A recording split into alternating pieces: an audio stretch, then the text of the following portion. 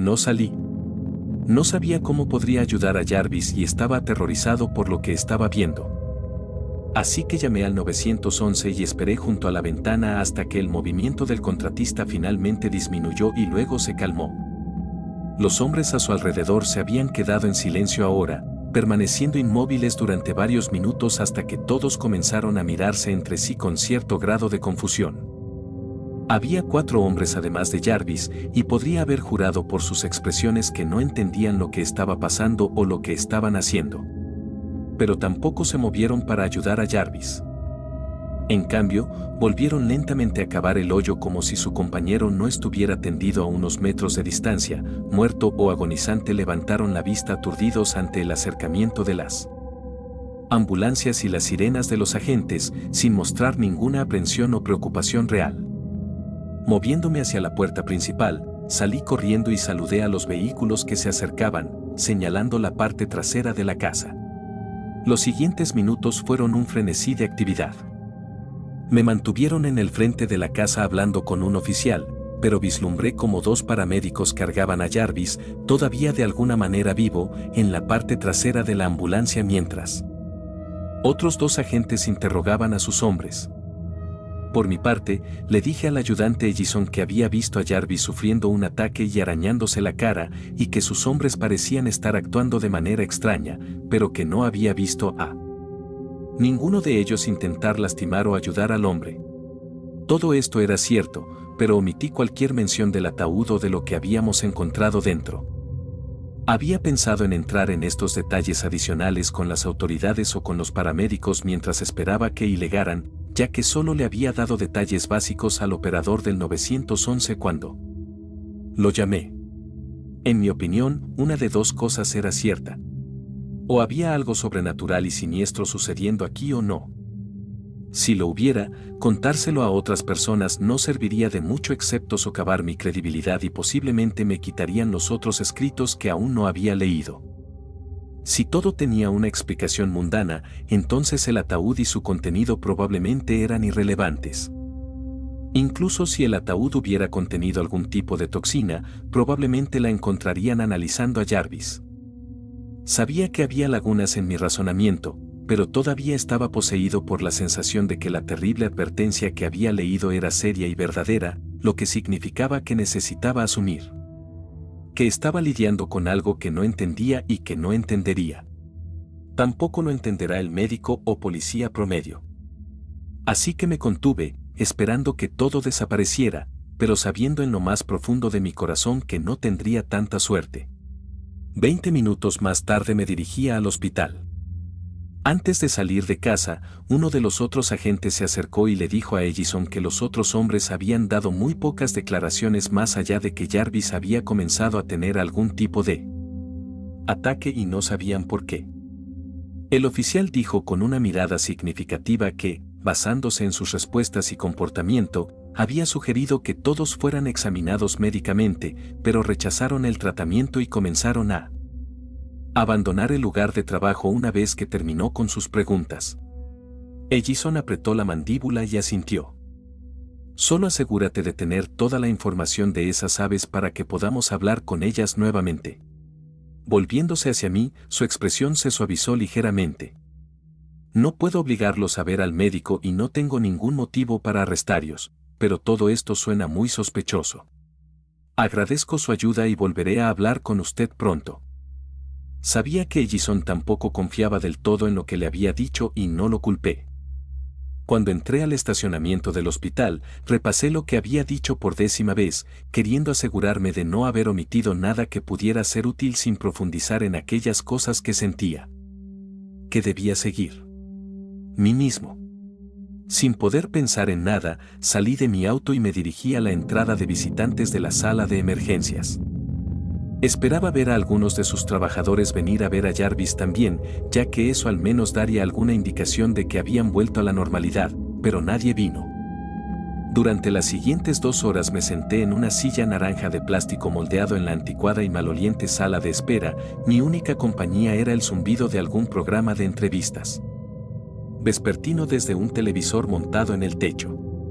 Y una anciana de aspecto triste que estaba sentada en el extremo opuesto de la habitación.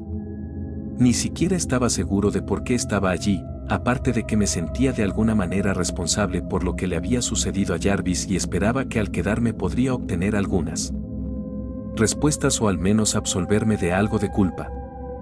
Después de la primera hora, un médico salió y me dijo que lo tenían estable y sedado, y que planeaban operarlo esa noche, pero que como yo no era familia, probablemente pasarían al menos 1 o 2 días antes, podría entrar y verlo. Cuando le pregunté si sus ojos iban a estar bien, el médico simplemente me dio una mirada sombría y dijo que no podía discutir ningún detalle médico conmigo mientras sacudía su cabeza lentamente de lado a lado. Me sentí mal del estómago cuando se fue. Pensé en irme entonces, pero realmente no quería volver a casa y no tenía otro lugar donde estar. Así que me senté, dándole vueltas a las cosas en mi mente durante varios minutos antes de darme cuenta, sobresaltado, de que tenía las páginas del ataúd conmigo. Me preocupaba que los agentes los encontraran, así que los doblé con cuidado y los guardé en mi bolsillo trasero antes de que llegaran. Sacándolos ahora, miré de nuevo la página de advertencias a gritos antes de dejarla a un lado. Hasta donde pude ver, el resto de las hojas de papel eran todas una carta larga, así que comencé a leerla desde el principio mientras el día afuera pasaba a través de un suave crepúsculo en su viaje hacia la oscuridad. A quien le interese, mi nombre es Emily Thoman. Escribo esto en el dormitorio que me ha servido de prisión durante casi 20 años, o al menos de celda dentro de la prisión más grande que es esta casa, esta familia, esta existencia. Me trataron bastante bien durante las 2 primeras décadas de mi vida, porque durante ese periodo desempeñé el papel de una hija obediente en una familia acomodada, como se esperaba. Cuando mi tío Frederick intentó interferir conmigo sexualmente fue la noche en que comenzaron mis problemas. No tuvo que rendir cuentas gracias a la misoginia de mi padre y al deseo de mi madre de obtener el favor y la visión para los negocios de su hermano. Incluso entonces nuestra familia se encaminaba hacia aguas menos profundas financieramente, y esto fue más de 2 décadas antes del colapso de 1929. Por mi parte, mis acusaciones me trataron con frialdad, si no me llamaron mentiroso absoluto. Esto me causó más que un poco de angustia, pero había decidido reunir mis recursos y dejar el refrescante abrazo de mi familia por pastos más magros, pero con suerte más verdes, en otro lugar lo antes posible. Entonces, una noche de enero de 1909, 3 meses después del incidente con mi tío, unos hombres extraños me despertaron bruscamente.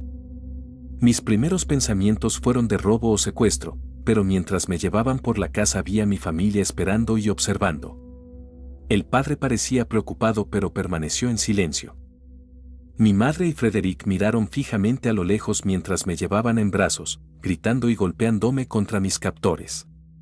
Todo fue en vano. Me metieron en un automóvil que me esperaba y que marcó el comienzo de mi viaje a Greenheart Home. Greenheart Home, como pronto supe, era una institución privada escondida como el secreto de una doncella en los bosques negros del norte de California. Se podría llamarlo pabellón psiquiátrico, retiro o prisión y no equivocarse. Pero el verdadero propósito de Greenheart era ser un lugar para el olvido. Las familias ricas y prominentes enviarían a sus hijos con problemas, a sus padres vergonzosos y a sus errores indeseables a Greenheart, y allí se quedarían bajo el pretexto de misericordia y el pretexto del establishment. Mi diagnóstico oficial en Greenheart Home fue melancolía y enfermedad femenina, como si ser mujer fuera una especie de plaga en sí misma. Esas primeras semanas despotricé de cada encuentro, exigiendo mi libertad o al menos hablar con alguien que tuviera el control. Con el tiempo aprendí que mi libertad había muerto tan pronto como hablé en contra de mi tío, y que quienquiera que tuviera el control, lo más destacado era que no era yo. Esto condujo, como se podría imaginar, a un periodo de depresión. Greenheart no era un lugar desagradable desde el punto de vista estético, ya que mantener las apariencias y tranquilizar la conciencia de aquellas familias que arrojaban sus basuras aquí requería un cierto barniz de comodidad y respetabilidad. Pero una jaula dorada sigue siendo una jaula y yo no quería formar parte de nada de ella. Mis intentos de escapar fueron frustrados y, finalmente, mi periodo de desesperación se volvió una carga por derecho propio, así que un día me desperté decidido a hacer una especie de vida en ese lugar. Había evitado la mayor parte del contacto social desde mi llegada, pero una vez que me abrí a las otras mujeres allí, encontré varias amigas rápidamente. Simplemente poder volver a hablar con la gente, especialmente con otras que compartían mi situación, fue una bendición. En cierto modo, los siguientes 2 años fueron los mejores de mi vida, por extraño que parezca desde fuera. Vivir en Greeneart era muy parecido a vivir en la mayoría de los lugares, en el sentido de que eventualmente te acostumbras a cosas que nunca hubieras creído posibles. En un momento dado había alrededor de 150 mujeres y niñas en Greeneart Home, y el hecho de que periódicamente la gente se fuera sin previo aviso, para nunca regresar, parecía extraño pero no siniestro. Nos dirían que su familia había enviado a buscarlos y eso sería el final. No teníamos forma de disputarlo, ni ningún recurso, incluso si tuviéramos el deseo. No fue hasta más tarde que empezamos a darnos cuenta de lo que realmente les estaba pasando a nuestros compañeros de prisión. El gobernante de ese pequeño y terrible reino era un hombre llamado Dr. Chester Middleton, un psicólogo de cierta estima, según lo que cuentan las enfermeras, aunque las únicas veces que lo vimos fue cuando pasaba mientras hablaba con esta enfermera o aquel ordenanza, de vez en cuando, en funciones obligatorias y la noche del incendio que acabó con todo en 1911. Pero incluso antes de esa noche, siempre había tensión en el aire en Greeneart. Una lucha de poder oculta entre dos oponentes improbables, el médico jefe y el jardinero. Elias Mix era un hombre corpulento y hosco, con un carácter tormentoso y un marcado acento de Europa del Este que parecía ir y venir dependiendo de si quería que usted entendiera sus oscuros murmullos o no. Aparentemente había sido el jardinero de Greeneart Home durante varios años, y para una persona, todos parecían estar aterrorizados por él. Principalmente esto era algo sutil, el personal lo evitaba siempre que era posible, evitando sus ojos cuando se acercaba. Por parte de Mix, irradiaba una sensación de amenaza como calor vivo, pero nunca lo vi siendo activamente cruel o violento con nadie, que era de lo que podía decir de algunas de las enfermeras y enfermeros. Pero eso no hizo mucho para disminuir nuestro miedo hacia él. Lo mirábamos cortar el césped o reparar el techo, y mi pequeño grupo de amigos instintivamente se acercaba más cuando pasábamos a toda prisa. De vez en cuando tenía especial cuidado con el cementerio privado al borde del terreno, y fue por eso que se ganó el apodo con el que todos lo llamábamos cuando no podía oírnos. El cuidador de tumbas. Dejé escapar un pequeño grito ahogado cuando sentí mi teléfono celular vibrar en mi bolsillo. Al sacarlo, no reconocí el número, pero decidí que debía responder dado el día que tenía. Era el diputado Ellison. ¿Dónde está, señor Sullivan? Todavía estoy en el hospital. La sala de espera de urgencias. ¿Por qué? Hubo una pausa y me di cuenta de que el diputado estaba debatiendo cuánto debía decir. Respirando profundamente, prosiguió. Porque de esos 4 tipos que estuvieron hoy contigo y con Jarvis, 2 de ellos fueron a casa y asesinaron a sus familias en la última hora.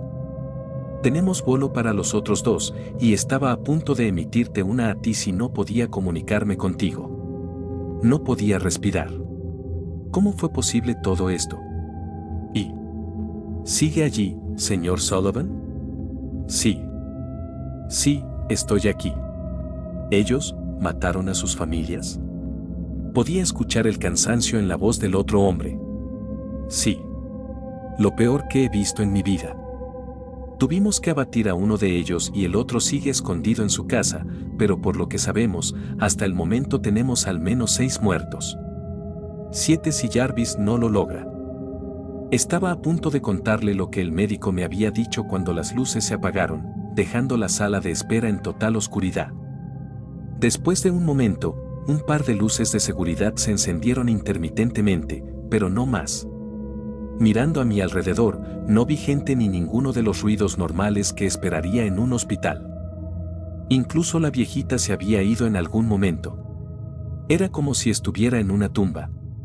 Agente, se acaba de cortar la luz aquí en el hospital. Está oscuro.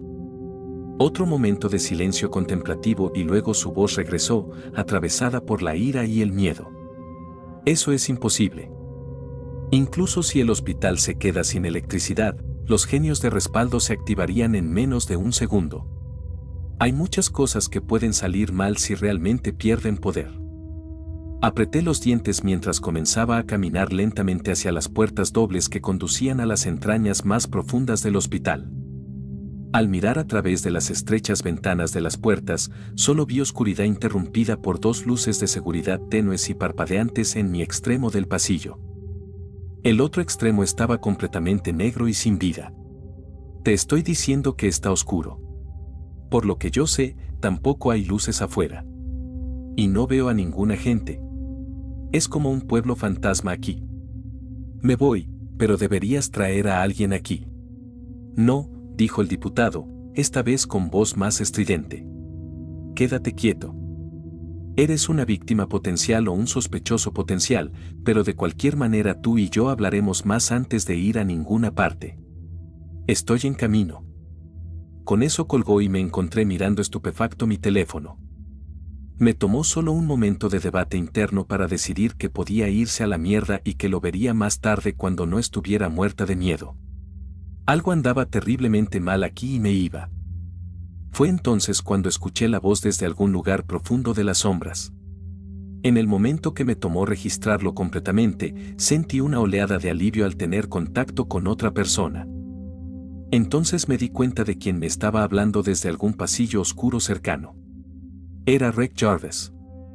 Su voz era extraña y ronca, y tenía un tono extraño en sus palabras que no recordaba de mis conversaciones anteriores con él, pero era él. Y él me estaba llamando. Te conozco, Sally. Puede que no pueda verte, pero está bien. Sí, está bien. Se apagó con un canturreo húmedo y desigual, casi como si estuviera perdido en sus pensamientos. Luego regresó, su voz sonaba más brillante y más cercana. Sí, no puedo verte, pero puedo olerte, Sally. Quédate donde estás y estaré contigo en breve. Con el corazón latiendo con fuerza en mi pecho, me giré para correr hacia la salida justo cuando escuché un ruido metálico a través de las puertas. Los golpeé con fuerza y reboté, los cierres magnéticos se dieron muy poco mientras los empujaba una y otra vez. Después de mi quinto intento me detuve, obligándome a reducir la velocidad y pensar. Reduzca la velocidad y escuche. Tenía que haber salidas de emergencia que no pudieran cerrarse así. Que él no podía cerrar así. Solo tenía que evitarlo por... Ahí estás, muchacho. La voz estaba justo detrás de mí ahora, fuerte como un disparo en la oscuridad.